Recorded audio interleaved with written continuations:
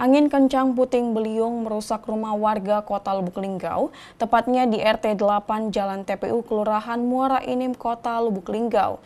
Kejadian ini terjadi pada Minggu 5 November 2023, sekitaran pukul 17 waktu Indonesia Barat. Namun tidak memakan korban jiwa dalam kejadian ini.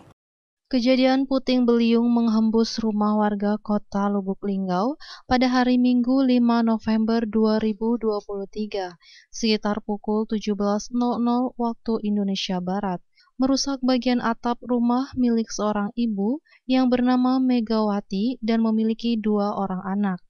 Korban terkena angin puting beliung, Ibu Megawati mengatakan, "Pada sore kemarin, saya bersama anak saya di dalam rumah. Jadi, pada kejadian itu, angin langsung menghembus atap rumah, dan saya bersama anak saya melingkup di ruang kamar mandi untuk berlindung diri pada saat itu. Waktu itu posisi saya berada di dalam rumah sekitaran pukul 17.00 waktu Indonesia Barat."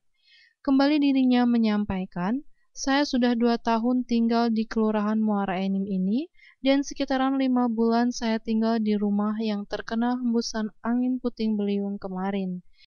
Di dalam rumah berdua beranak, jadi angin tuh dari situ langsung seng tuh nimpo ke sana. Nah aku langsung ngambil anak aku berkup di kamar mandi.